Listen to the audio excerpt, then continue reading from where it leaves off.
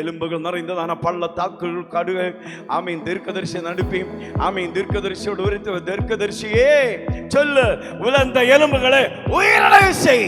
கெட்டப்பட்டிருக்க எலும்புகளில் உண்ட வீட்டுக்குள்ள ஒரு விடுதலை, உண்ட தலைமுறைக்குள்ள விடுதலை, சாப கட்டுகள் உடையும்.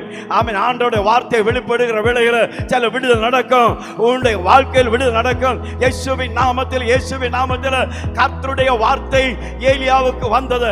ஆமீன் உனக்குள்ள வார்த்தைகள் வர வேண்டும். கெஞ்சி கேளு, என்னுடைய வெற்றிக்கு, என்னுடைய முன்னேற்றத்திற்கு, நான் எழும்பி நிற்பதற்கு, நான் ஆண்டவருக்காக வாழ்வதற்கு, நான் ஆண்டவருக்காக பாடுவதற்கு, ஆண்டோட ஊழியம் செய்வதற்கு, ஆண்டவருக்காக ஒரு வெற்றியான வாழ்க்கை வாழ்வதற்கு எனக்கு கர்த்தருடைய வார்த்தை தேவை. ஆண்டவரே வார்த்தையை தாரும், வசன வார்த்தை வெளிப்பட சொல்லி ஜெபம் பண்ணு. இதோ கர்த்தருடைய வார்த்தை உன்னை வாழ்க்கையில் வந்து கொண்டிருக்கிறார். அவர் உன்னை தூக்கி வைக்க விரும்புகிறார். சபையே உயர் முறைச்சி அடைய வேண்டும் என்று கர்த்தர் விரும்புகிறார். சபை ஆசீர்வதிக்கப்பட வேண்டும் என்று கர்த்தர் விரும்புகிறார். சபை பச்சை வச்ச புஷ்கோடு இருக்க வேண்டும் என்று கர்த்தர் விரும்புகிறார். பலனடைந்து கொள், பலனடை, பலனடை.